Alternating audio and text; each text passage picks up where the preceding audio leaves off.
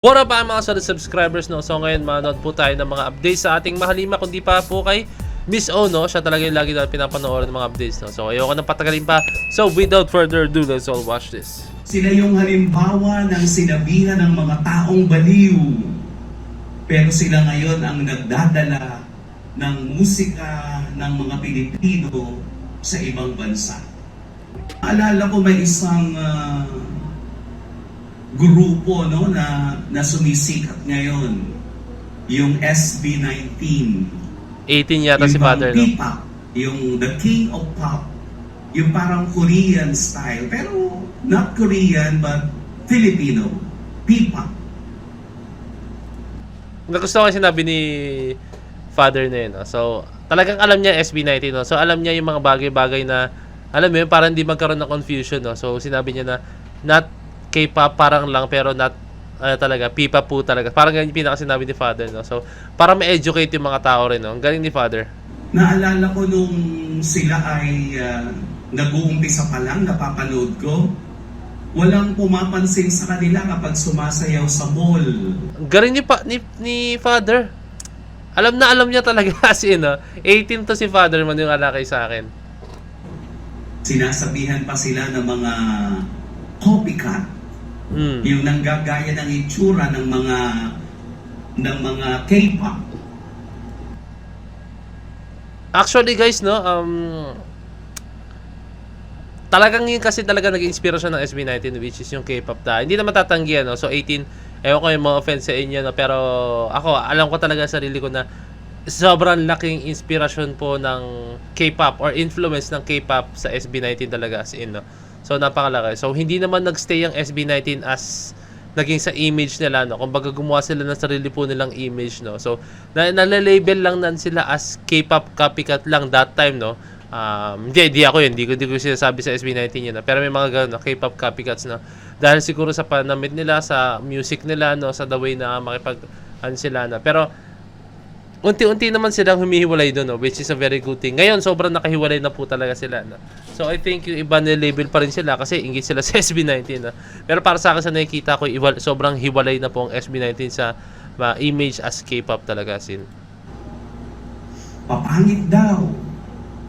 Mga kamukha ng mga nagtitinda ng tinapa sa palengke. Imagine mo yun, ang mga Pinoy. Matitindi mga Pinoy, ha? Yun bang masyadong perpekto sa pagtingin sa ibang tao? Tama. Tama, Father, tama. Sobrang tama po yan, no. May mga ganyan po talaga na akala nila na sobrang perpekto daw, sobrang perpekto nila, like kumakapanlait sila, no. Ako actually, ako na dami ko natatanggap na panlalait at hindi naman madami, pero may mga panlalait ako tatanggap sa aking YouTube channel, no. So wala naman akong pakialam doon, as in, yung mga panlalait, no. And yun, marami nagsasabi sa akin yan, no? And yun, may mga ganon, may mga nabasa talaga ako, as in, meron pa kasi sinasabi skincare reveal daw, no. I mean, naman kasi talaga may mga creator talaga ako sa mukha, no. So wala akong pakialam dyan, no, kasi yun na talaga yan, wala akong magagawa dyan. Talaga tigyawatin ako before, no. And yun, parang yun yung nangyari talaga. And yun, unti-unti naman na siyang kahit pa paano naging pero hindi ko na matago yan, no. Pero wala akong pakialam, pero hayaan mo sila, wala na. Ako, hinahayaan ko na lang, like, sige, bahala kayo, i-bash nyo ako, sabihan nyo ako sa ganyan, basta, eto ako, point of views ako, tuloy pa rin ako sa ginagawa ko, no. Kayo mga keyboard warrior lang naman kayo.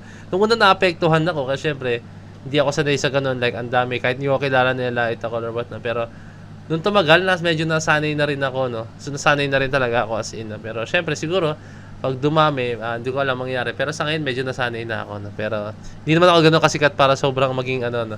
Pero lang, ito, pakinggan lang si Father, no. So, lang, ang pinaka-iwatig lang ni Father doon is, may mga tao talaga na tingin nila perfecto sila, na like, manlait sila ng ibang tao, akala nila, perfecto sila. Sila yung mula sa wala, ngayon dala-dala na nila ang Pilipinas sa international scene. Sila yung halimbawa ng sinabihan ng mga taong baliw. Di ba? Yung nilalain nyo noon, eto na sila ngayon. Lumalaban na sila. Hindi ba lumalaban, pero dala-dala na ang bandera ng Pilipinas sa ibang bansa, no? So, Alam niyo yun, sa mga nagbabash po sa SB19 dyan, no, alam kong kinain nyo yung mga sinabi nyo noon. Lalo dun sa nanggigigil ako, nangigigil talaga ako. Di ba, meron noon yung parang nilait ang SB19 na sa panamit nila. Like, meron pa nga sinabi na, ano ba yung makeup na yan? Ano ba yung buhok na yan? Ano yung attire na yan? Ano ba yan? Ang bading naman. Yung mga ganun. Straight ba kayo? Mga ganun, di ba? Yung mga ganun interviewer na nakabwisit. Makita ko lang mukha nun eh. Joke lang, hayaan mo na siya. Pero, ayan o. Siguro yung interviewer na yun, no, parang kinain niya lahat ng sinabi niya, no. Sinabi niya parang nagsisi siya ba't niya tinanong yun, you know, and syempre nahiya rin siya siguro, I think, no.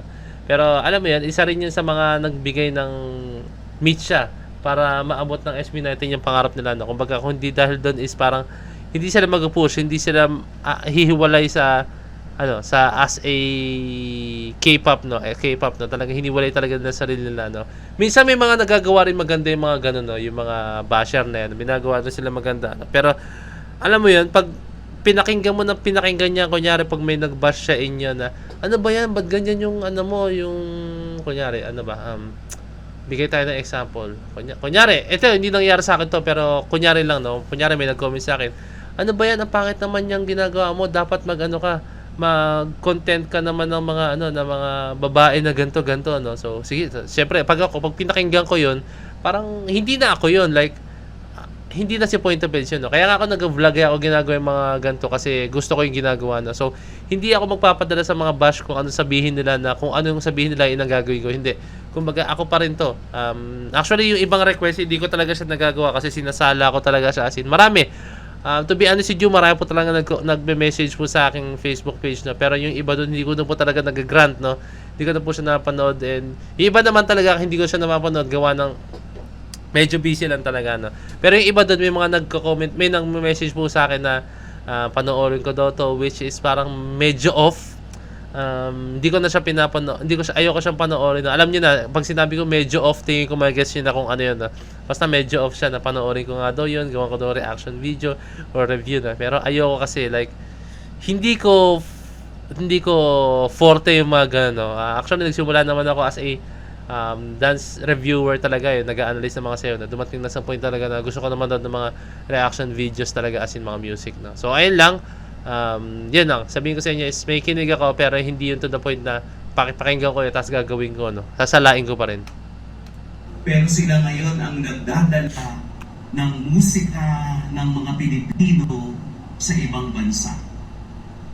Kung dati ang kinakanta ng mga Pilipino ay Korean song, kahit hindi nila naiintindihan. Ngayon naman ang mga Korean ang kumakanta ng Filipino song, hey, because of the SB19. Gento! Sinong baliw? Lagi nating tingnan. Huwag tayong tumingin sa kapitbahay. Tumingin tayo sa sarili natin kung ano ang kaya nating dalhin at kung ano ang kaya nating gayahin sa pagkadiyos. Nice one. Amen, Father. Amen. Amen po sa inyo, Father, no. So, napakaganda sinabi ni Father. Sobrang na-enlighten tayo doon, no. Ito yung mga magandang panoorin, as in, ito yung mga magandang panoorin, no. Like, may enlighten ka sa mga bagay-bagay, no. So, kasi, alam mo yon, si Father, isa siya sa mga example na kung ano yung sinimulan mo, kailangan mo siyang, parang, kailangan mo siyang alamin ng maraming beses kung tama ba yung ginawa mo na yun, no? Tulad nun, example ko sa inyo, no, yung interviewer na yun, no, sinimulan niyang iba siyang SB19, and ngayon, I think, parang nag-decide siya, tama ba yung ginawa ko nila, lahit ko sila. Di ba? Parang ganun yung nangyari na. And isa rin sa mga nagustuhan ko sinabi ni Father is yung pag-perseverance talaga ng SB19, no? Like, hindi sila nagpa-apekto sa mga bashers. Yun talaga yung para sa akin na sobrang tumatak sa akin talaga, as in, no? And sobrang, isa pa yung yung mga mapanlait na tao, no, sobrang tumatak din sa akin yun. Hayaan nyo na sila, no. So grabe si Father. Amen po, Father, and thank you so much sa napakagandang message. Thank you so much sa napakagandang binigay niya pong mga lessons sa mga tao, no. Sana magkaroon ng ganito, no, like YouTube channel si Father, no, na para maging ma-enlighten niya yung mga tao sa mga maling ginagawa, no. Actually, meron naman ganito talaga as in, no? Pero yung, alam mo yun, yung platform na ganito, no? Like, yung mga artists, like, kahit hindi priest, no? Kahit mga motivational speaker na binibigyan lang ng lesson yung mga bata, no? Yung mga wala pang masyadong alam na and ma-enlighten sila sa mga bagay-bagay, no? So, ayun lang, 18, no? Sobrang na-enlighten tayo dito, no? Thank you so much, Father. Amen. So, ayun lang kung may request, kung comment down below nyo sa Facebook page na Point to Bed. So, this is Point to Bed signing out. Peace, legit.